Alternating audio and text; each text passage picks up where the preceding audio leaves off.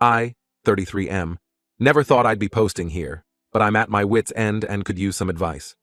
My wife Barbara, 31F, and I have been married for 8 years now. We met during our sophomore year in college when we were both part of the same study group for an economics class. I remember being struck by her confidence and the way she could explain complex concepts so easily. She was this vibrant, outgoing girl who could light up any room she walked into. I was more of the quiet, reserved type, always more comfortable with my nose in a book than at a party. Somehow, we balanced each other out perfectly. She brought me out of my shell, encouraging me to try new things and meet new people. I helped ground her, providing a calm presence when her whirlwind energy became too much. We started dating after a group project forced us to spend more time together, and I found myself falling for her quick wit and infectious laugh. Our relationship was great for the first few years. We traveled whenever we could, saving up our entry-level salaries for weekend trips and the occasional international adventure. I'll never forget our backpacking trip through Europe after graduation.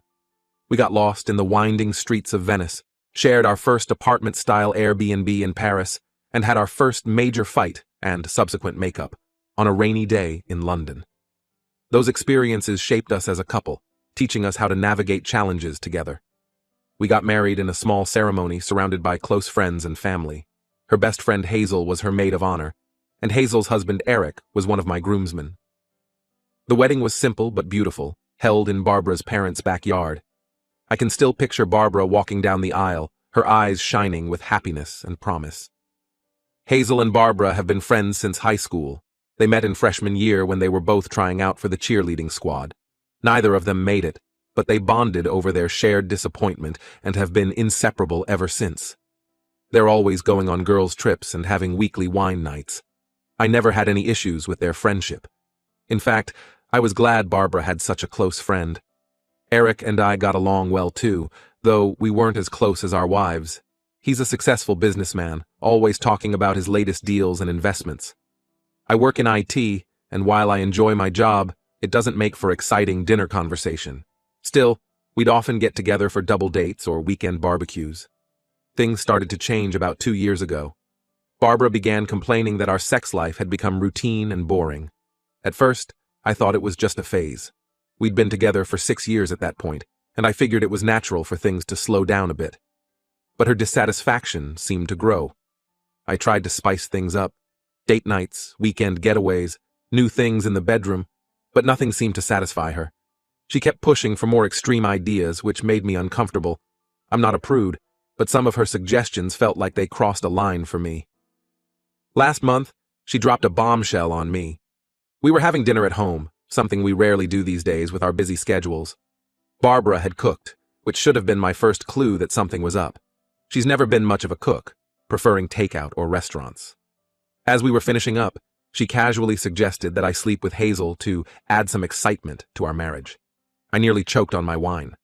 I was shocked and immediately refused. I told her I had no interest in being intimate with anyone else, especially not her best friend. How could she even suggest such a thing? Barbara seemed disappointed but dropped the subject for a while. However, over the past few weeks, she's been bringing it up more and more frequently. She keeps saying things like, "Hazel thinks you're attractive," and "it would just be physical, no emotions involved." I've continued to refuse, but her persistence is wearing me down. Yesterday, things came to a head. Barbara cornered me after dinner and started pressuring me again about sleeping with Hazel. She wouldn't take no for an answer, and I felt backed into a corner. In a moment of frustration, I blurted out that I had already done it. I don't know why I said it, maybe to shock her, maybe to get her to stop asking. Either way, it was a lie. Barbara's reaction wasn't what I expected. Instead of being upset or jealous, she seemed relieved. She started asking for details, which I awkwardly fumbled through. I felt terrible lying, but I didn't know how to backtrack. Now I'm in a mess of my own making. Barbara thinks I've slept with her best friend, and I have no idea how to handle this situation. Should I come clean about the lie? Should I tell Hazel what's going on? I'm worried that if I tell the truth, Barbara will just start pressuring me again. I never thought our marriage would come to this. We used to be so happy together. I remember our honeymoon in Hawaii, how we spent hours just talking on the beach, planning our future. We wanted kids, a house with a big backyard, family game nights. Now it feels like we're strangers living in the same house. I've tried talking to Barbara about our issues, but she always deflects or changes the subject. It's like she's a completely different person from the woman I married. I miss the way things used to be, but I don't know if we can ever get back to that. Looking back, I wonder if I missed some signs. Barbara started staying out later about a year ago, claiming she was networking for her job in marketing. She also began paying more attention to her appearance, buying new clothes and spending more time at the gym. At the time, I was proud of her for focusing on her career and health. Now, I can't help but wonder if there was another reason.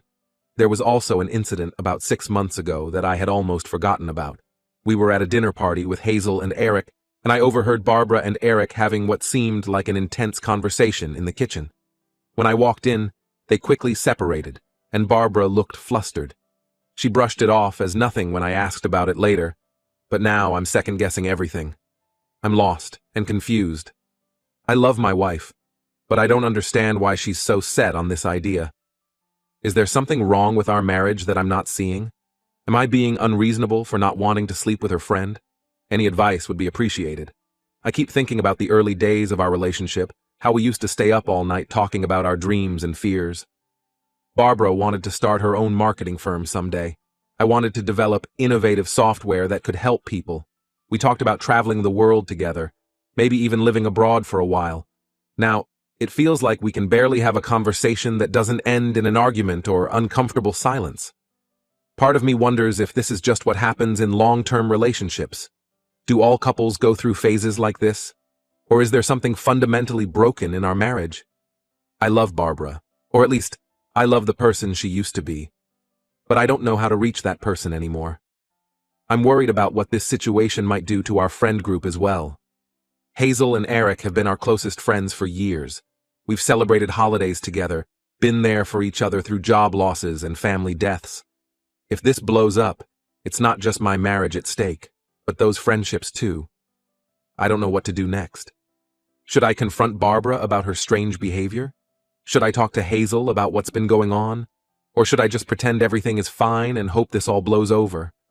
Any advice would be greatly appreciated. I feel like I'm drowning here, and I don't know how to save my marriage or myself. Update 1. It's been a week since my last post, and things have taken an unexpected turn. I want to thank everyone who commented and offered advice. Your support has been invaluable during this difficult time. After reading your comments, I realized I needed to have an honest conversation with Hazel. I couldn't keep living with this lie, and I needed to know if she was aware of what Barbara had been suggesting. I met Hazel for coffee at the little cafe where we used to have double dates when we were first married. As I waited for her, I couldn't help but remember happier times. The four of us laughing over shared desserts, planning group vacations, celebrating promotions and birthdays. It felt like a lifetime ago. As soon as Hazel sat down, I could tell something was off. She looked nervous and couldn't meet my eyes. Before I could even bring up the situation with Barbara, Hazel blurted out, "I need to tell you something." What she told me next left me reeling. Apparently, Barbara and Eric, Hazel's husband, have been having an affair for the past 3 years. Hazel found out about 6 months ago, but had been trying to work things out with Eric. She said she'd been suspicious for a while. Late-night work meetings, secretive phone calls, unexplained expenses, but hadn't wanted to believe it. I felt like the ground had dropped out from under me. 3 years, half of our marriage. All those times Barbara was out with the girls, or working late. She was with Eric. The vacations she took alone because I couldn't get time off work. The weekends she spent helping her mom. It all started to make sense. Hazel broke down crying, apologizing for not telling me sooner. She said she'd been torn between her loyalty to Barbara as a friend and her belief that I deserved to know the truth. What finally pushed her to confess was Barbara's suggestion that I sleep with Hazel. Apparently, Barbara had approached Hazel with this idea, claiming it would even things out and make their betrayal less severe. As Hazel talked, memories started flooding back. I remembered a business trip Barbara took about 3 years ago. She had been so excited about it, saying it could lead to a big promotion. When she came back, something seemed different. She was distant, distracted. I had chalked it up to stress from work, but now I wondered if that was when the affair started. There was also the time last year when Barbara insisted on redecorating our bedroom. She bought new sheets, new curtains, even a new mattress. At the time, I thought she was just going through a nesting phase. Now, I felt sick thinking about the real reason she might have wanted to change everything. I was furious, hurt, and overwhelmed. Everything I thought I knew about my marriage, about Barbara, had been a lie. I thanked Hazel for her honesty and left the cafe in a daze. When I got home, I confronted Barbara. At first, she tried to deny everything, but when I told her Hazel had confessed, she broke down. She admitted to the affair but tried to justify it, saying she felt neglected and unloved. She claimed that her suggestion about me sleeping with Hazel was an attempt to save our marriage, to make things fair. I couldn't believe what I was hearing. The woman I had loved and trusted for so long was trying to manipulate me into accepting her infidelity. I told her I needed space and left to stay with a friend. Over the next few days, I did a lot of thinking. I remembered how Barbara and I used to talk about everything, how we'd stay up late sharing our dreams and fears. I thought about the day we bought our first house, how excited we were to start our life together. All of that felt tainted now. I also reflected on the past few years, how Barbara had become more distant and critical. She'd often make comments about how I didn't make enough money or wasn't ambitious enough. I realized now that she'd been comparing me to Eric, who owns a successful business. I thought about all the little moments that should have clued me in. The way Barbara would tense up when I touched her phone. The sudden interest in going to the gym at odd hours. The new friends she never introduced me to. It all pointed to a truth I hadn't wanted to see. After a lot of soul-searching, I've decided I can't continue this marriage. The trust is broken, and I don't think it can be repaired. I've contacted a lawyer and am preparing to file for divorce. Hazel and I have been in touch. She's also decided to end her marriage to Eric. We're both hurting, but it's been helpful to have someone who understands what I'm going through. We've shared memories of the early days of our marriages, trying to pinpoint when things started to go wrong. It's painful, but also cathartic in a way. I'm still processing everything, and some days are harder than others, but I know I deserve better than a marriage built on lies and manipulation. I'm not sure what the future holds, but I'm determined to move forward with honesty and self-respect. Update 2. It's been a month since my last update, and a lot has happened. I want to thank everyone again for their support and advice. It's been a difficult journey, but I'm starting to see a light at the end of the tunnel. Hazel and I have been working together with our respective lawyers to gather evidence of the affair. We found credit card statements showing hotel bookings, text, messages, and even some emails where Barbara and Eric discussed their relationship. It was painful to go through, but it strengthened our resolve. One particularly difficult discovery was a series of photos from a trip Barbara had told me was a girls' weekend with Hazel. The pictures showed her and Eric at a beach resort, looking very much like a couple in love.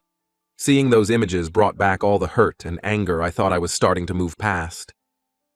We both filed for divorce on the same day. Barbara and Eric were blindsided.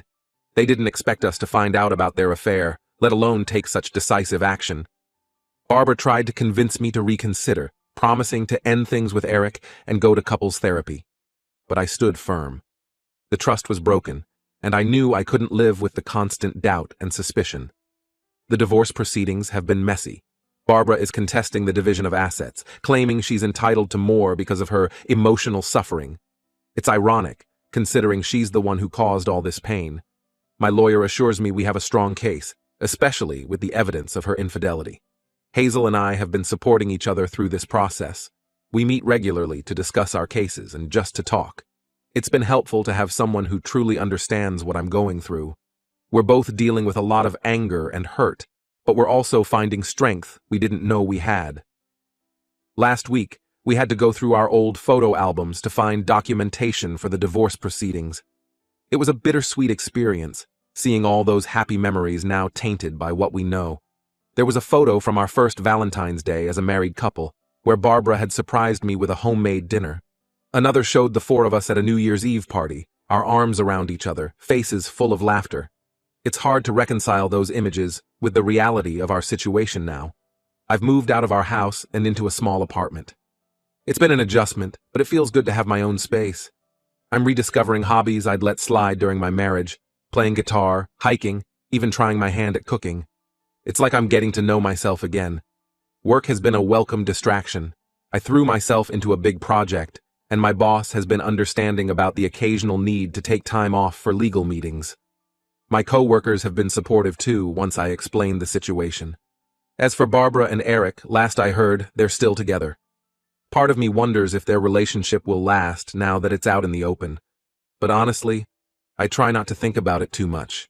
They made their choices, and now we're all living with the consequences. I'm not going to pretend it's been easy. There are still days when I wake up and for a split second, forget everything that's happened. But then reality sets in, and I have to face the day. But each day gets a little easier, and I'm starting to look forward to the future again. One unexpected outcome of all this has been reconnecting with old friends. People I had lost touch with over the years have reached out after hearing about the divorce. Last weekend, I went fishing with my college roommate for the first time in years. It felt good to remember who I was before all of this happened. For now, I'm focusing on healing and moving forward. I'm not ready to think about dating or new relationships yet. I need time to process everything and learn to trust again. But I'm hopeful that someday, I'll find someone who values honesty and commitment as much as I do. I've also started journaling, trying to make sense of everything that's happened. It's helping me process my emotions and see patterns in my relationship that I might have missed before. It's not always easy to confront these truths, but I believe it's necessary for my healing. To anyone going through something similar, hang in there. It's a tough road, but you're stronger than you think. Trust your gut, surround yourself with supportive people, and don't be afraid to stand up for yourself. You deserve happiness and respect. As I look towards the future, I'm trying to focus on the positives. I have a chance to rediscover myself, to build a life that truly reflects who I am and what I want. It's scary, but also exciting. For the first time in a long time, I feel like I'm in control of my own story.